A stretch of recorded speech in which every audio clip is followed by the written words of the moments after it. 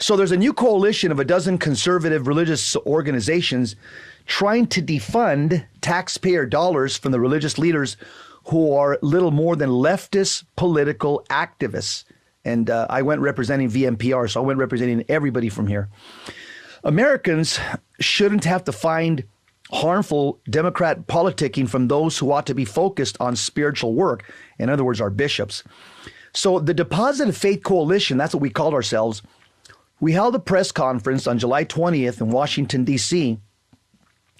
to discuss just how many Christian leaders, especially Catholic bishops, have turned into leftist hacks.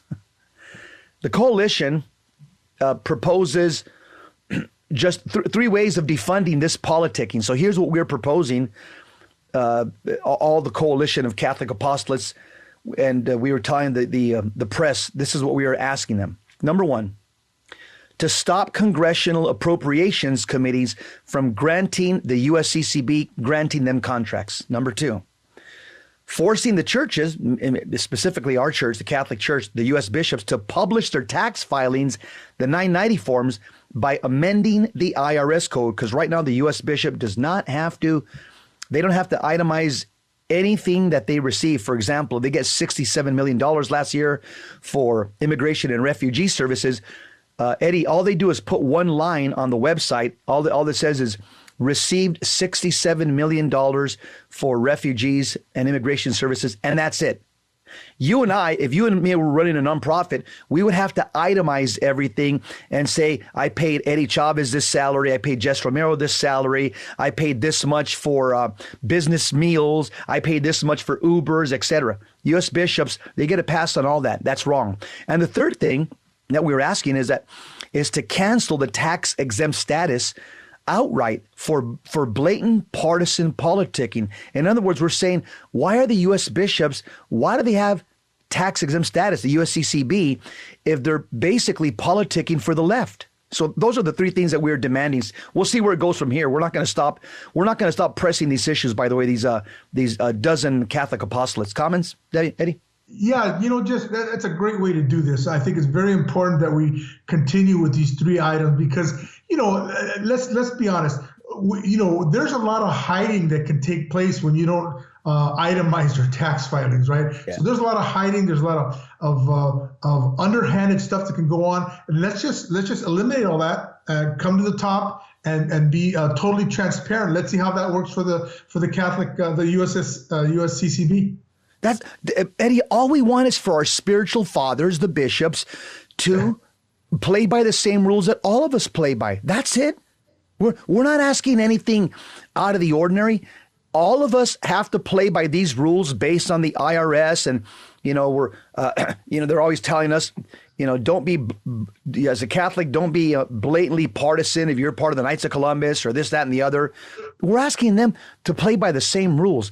At the press conference, church militant Michael Voris insisted that the United States Conference of Catholic Bishops, the USCCB, is a political, not a spiritual organization, despite its church veneer, and that many of its pronouncements are political opinions, not binding pronouncements of faith. Makes sense to me. Yeah. It says, that's like saying a bunch of Catholics started a baseball team and somehow the baseball team is Catholic. Yeah. Has nothing to do with it, he said. It's a political lobbying arm here in the States, and that's all it engages in. It does not express anything about the faith. It has no binding authority when it comes to the faith. Yeah. Very interesting. Epoch Times contributor and climate realist Trevor Loudon called out the United States bishops for supporting the climate hoax, explaining how it is antithetical to the biblical command, specifically in Genesis 1:28, to be fruitful and multiply and fill the earth and subdue it. Instead of teaching Christians that it is their duty to rule, populate, and take care of the earth, leftist religious leaders support the leftist contention that humans are a sort of parasite that needs to stop procreating and inhabit as small an area of the earth as possible.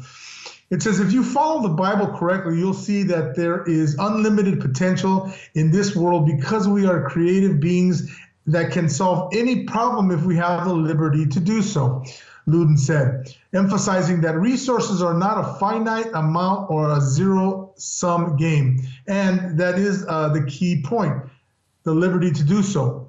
That's why America is great, because America was founded on biblical principles. Russia had way more natural resources than America did, but it had a communist system where there were no property rights. So the citizens lost the property rights. Just he added, the Christian view brings prosperity, brings freedom, and brings prosperity. And the Catholic bishops are now standing directly in opposition to that view. And I was there. I saw Trevor Loden speak. He's an expert on climate change. He says, indeed, according to Trevor Loden, by lobbying to pour money into green, and the U.S. bishops are doing this, by the way, they're lobbying to pour money into green electric vehicles and other climate initiatives. Bishops are actually lobbying to drain money from the military and other necessary government areas, while America's enemies rely on dependable fossil fuels. America's bishops want the U.S. to waste money on highly unreliable green options. That's a national security risk, Loudon emphasized. Eddie, with all due respect, our bishops have no say in this matter. Our bishops are supposed to be teaching us how to get to heaven. Our bishops are supposed to be teaching us how to become holy and live in a state of grace. Why are they getting into the climate debate? They're not scientists. They're outside their lane of authority. Jess, you know what? You're right. This has nothing to do with teaching Catholicism. Faith. Nothing at all. Just look, I preferred the old way where priests essentially stayed out of politics, right? Yeah. That's the traditional way of doing stuff. Yeah. You stay out of politics. That way you're neither right or left. You're just teaching people how to get to heaven. Yes. But this whole thing it just stinks to high heaven, Jess. It's something that's being done that's pro-democrat. Now, you know, if there was tempered in a way that you could, have both positions be plausible, that's fine. But the reality, Jess, is that it's totally Democrat, and it's got to be done away with. And I think you guys did the perfect thing to try to get these three things that were proposed, get them done, and let's be transparent. Yeah, that's it. Look at the next paragraph. Professor William Wagner, president of the Great Lakes Justice Center, highlighted how leftist church leaders also facilitate the attack on free speech. Freedom of religion and freedom of and free speech were enshrined on the Constitution. But now Democrats are attacking those First Amendment rights and enforcing their own dogmas. And here's the problem, Eddie, is that Professor William Wagner says that the bishops are silent about this. The bishops are seeing what's happening in Michigan right now. They want to enshrine hate speech, and you see no pushback from the bishops. That's a problem. Here's where the bishops need to stand up thunderously like that lion right behind you and roar like a lion, and they're not doing it. Yeah, Jess, you know what? And that's the whole issue, is it clearly is a democratic push here, and that's what we have to stop. Like the bishops can't be totally on one side. And like you've said before, Jess, most of the bishops are registered Democrats, and that's it shines of impropriety. You got to get rid of it. We're aiming to defund taxpayer dollars from partisan leftist churches. I'll pick up where we left off. Professor William Wagner said the following. He's a constitutional professor, by the way. He says, and so the free exercise of religious content and the freedom of speech is a constitutional rule of law in this nation that serves as a limitation and a limit on the exercise of government power. Professor Wagner said, many problems exist with hate speech laws, but perhaps the most troubling are the provisions that unconstitutionally make citizens criminally punishable for their ideas and for their viewpoints. Yeah, just ask the Protestant pastor from Canada that's been arrested half a dozen times. He knows about, quote unquote, hate speech laws. Eddie, you want to pick it up there? Next. Sure, Jess. In Sweden, Christians have been jailed for preaching about biblical teachings on sexuality, and Christians have been persecuted for the same reason in the United States, Wagner noted, not to mention the new hate speech law in Michigan that could lead to strangling free speech and vocal Christianity. But the Michigan bishops have been silent about this very real threat. See, that troubles me, Eddie. The professor told us, at the press conference, he said the Michigan bishops were there when this was being proposed. They were there they're part of the at the legislative hearings, and he goes, and your Michigan Catholic bishops were silent when this was being proposed on the floor. The Bishop Vignon should have stood up thunderously like a lion and said, we denounce this. No Catholic's going to follow it. I'm going to marshal all my Catholics in this state, and we're going to oppose this, and we're going to vote you out of office. Eddie, he was silent. That's a crime, Jess. That's a crime. The article goes on, Jess. It says Alliance for a Safe Texas founder and president Sheena Rodriguez called out Catholic charitable organizations and NGOs, non-governmental organizations, that facilitate the crisis of human trafficking and sexual exploitation among migrants heading toward the U.S. Jess, is a big topic, human trafficking. That's right. We're talking here. It says, what if I told you that there are non-governmental organizations or NGOs that facilitate and profit from a process using taxpayer money, which places fellow human beings, including children, in vulnerable situations where there is a high probability that they will be taken advantage of by vicious cartel and transnational organizations, Rodriguez said. That is just what's happening. Wow. After all, this is Sheena Rodriguez. I met her. She's from Texas. She's an expert on the border issue. She said, after all, NGOs, non-governmental organizations, she says, this is embarrassing, Catholic charities and dioceses get millions and millions of dollars in taxpayer funding to help the migrants. As Rodriguez explained it, the way the funding works, these groups are actually incentivized to bring in and process more illegal immigrants.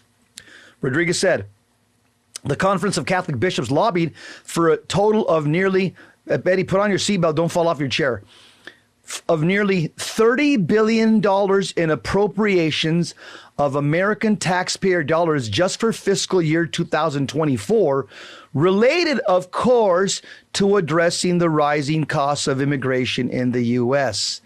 Eddie, this makes the U.S. bishops the altar boys of this satanic priest, the Democrat Party. That's what they are. That's the relationship we have. The Democrat Party are the satanic priests, and the U.S. bishops are their acolytes. Sheena Rodriguez writes, and I saw her speak live as well. She said, Catholic groups shut schools and churches and reportedly turn the homeless out of shelters during COVID-19, but continued to assist illegal immigrants. Even as large numbers of unaccompanied minors are trafficked to sponsors they don't know. Catholic groups argued to end DNA testing to verify family units. One Catholic affiliated group was reportedly handing out rape kits with condoms and abortion pills in defiance of Catholic teachings, as it helps the sexual exploitation, according to Rodriguez. Don't believe the sob stories about asylum seekers either. Department of Homeland Security reportedly found less than 2% of asylum claims were credible in 2021. Eddie, I can see you're disgusted with this. Jess, it does disgust me, because what they're doing is, first of all, why call it a Catholic group? Yes, these Catholic exactly. groups are arguing their DNA, to stop DNA testing, to verify family units. I would think that that's part of what that $30 billion goes toward, right? To verify family units are being taken care of in this country, that they don't get separated. That's the opposite of what's happening here, Jess. So I think that that we absolutely have to keep going in this, Jess. I hope you continue to represent VMPR there, so to get it done, because this is wrong all the way. Either way, it's a wrong deal. And the head of this thing is a Catholic by the name of Biden. Exactly. Yes. Yeah. And Eddie, I'll tell you something that shocked me was when Sheena Rodriguez, the expert on immigration from Texas, she said, did you guys know, she told the audience at a press conference, she goes, did you guys know that the USCCB through Catholic Charities receives more money from the federal government than Planned Parenthood? Oh, so the federal government gives the USCCB more money than I thought Planned Parenthood was the biggest recipient of federal dollars. No, it's the USCCB. I was corrected last week. Go ahead and pick it up, Eddie. That's shameful. That's totally shameful. Well, we're going to keep exposing them, Eddie. Are we supposed to be proud of these guys? Are we supposed to be proud of what they're doing for us? No, this is a disgrace. Yes. Yeah. And if your dad comes home drunk and slaps around your mom and drops the F-bomb and sits down and watches pornography on the television, you, as a son, once you reach the age of majority, you have an obligation to tell him something. Well, guess what, Eddie? We're all adults. We've reached the age of majority. We have the obligation, the responsibility to tell our spiritual fathers, quit being acolytes for the Democrat Party. Knock it off. Disentangle yourself from these federal dollars because they're buying your silence. That's exactly what's happening. Yeah, Jess, I agree. There's no way out of this for them, Jess. They're going to have to. I mean, what are they going to do now? You know, we saw how certain bishops kind of ducked out for the rally at Dodger Stadium and didn't want to participate in that. But you know what, Jess? They're going to have to do something. They can't just let it go away, because if it goes away, that's their cash cow, and so they have to take care of it in certain ways. So let's see what happens. Let's see how they handle this. That's right. Go ahead and pick it up from there, Eddie.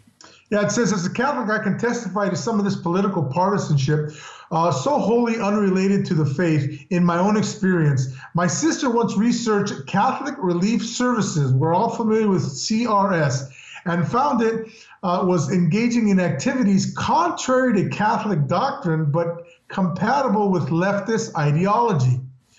When she notified our bishop, who has since retired, the bishop refused even to consider the research. I also know of a priest who received a series of complaints because he always prayed both for immigrants and for those law enforcement officers who tried to guard the border. He was being criticized as a Catholic priest for praying for border patrol. So, Jess, here you have a guy that's trying to cover all the bases. He's going to pray for the immigrants as well as law enforcement officers. But what do you do? I mean, give me a break. You're praying for both teams there, both sides of the fence.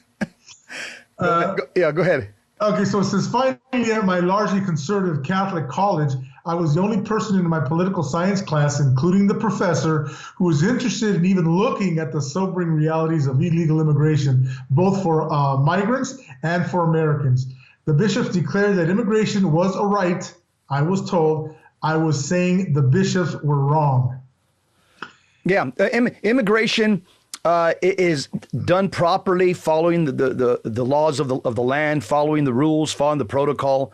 Get in line and wait your turn. It isn't a right for you to come here illegally and break the country's laws. You just got to read paragraph 2241 of the Catechism of the Catholic Church. It lays it all out there, the obligations of somebody coming into a host country. It says emphatically, yes. But that's the core of the issue. Many Catholics misunderstand the Catholic teaching of infallibility and magisterium. They don't understand that a bishop or the Pope must meet certain external requirements from canon law before what he says can be considered a matter of faith. In other words, these bishops are just giving their opinion. This is not Catholic teaching. There's a personal, private opinion which contradicts the Catechism of the Catholic Church, paragraph 2241. The last paragraph. In other words, just because the bishops said it doesn't make it true. Just because the bishop said it doesn't make it true. That goes for other Christian leaders as well. And the terrible danger of having so many bishops and pastors who are not spiritual leaders, here it is, but Democrat political activists, is that they trick millions of well-intentioned Christians into believing that pernicious leftist policies are integral teachings of the Christian faith. That's precisely why these political hack bishops and pastors must be defunded. And we will continue on this mission, this coalition of apostolates, including VMPR, and we'll keep shining a spotlight on this. Eddie, there was also one more speaker. His name was Zoe Warren. He was a filmmaker. He also discussed how bishops and some religious leaders are supporting the Democrats' efforts to undermine Second Amendment rights. You've had a couple of cardinals last week that said Catholics, it'd be a good thing for us to give up our weapons. And so once again, the bishops are entering into an arena that they have no authority over and no expertise on. Comments?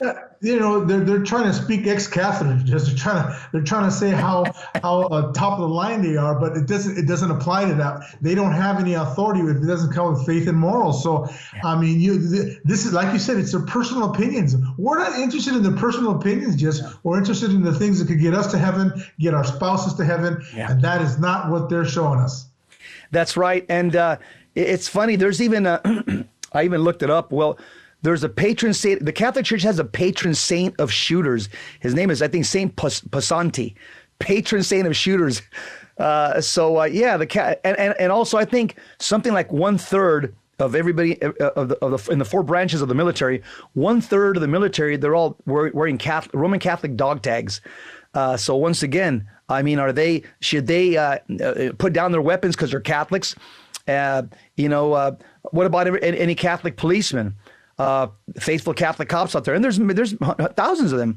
Should they, be the only ones that go on duty without a gun? Let the Protestants and secular cops have a gun. But I'm a Catholic because the bishop said I can't have a gun. This is crazy, Eddie. As Catholics, we are allowed to defend ourselves. Paragraph 2263 of the Catechism. The doctrine of self-defense is clearly delineated as a Catholic teaching, and these bishops are speaking. They're saying things, their private opinion, which clashes with Catholic teaching. Jess, these guys are magicians. They're trying to obscure what the real faith teaches. And so when they do this stuff, they're going to have a price to pay for this, Jess. This is part of their whole makeup is they're lying. And so guess what? You know what? We don't take well to liars, whether they be Catholic bishops or Joe down the street. So that's what we have to do, Jess. We have to call them out for what it is. And you know what? We're not gonna donate to anything. That's right. Yeah. That's right. Hold your money, Catholics, from the USCCB.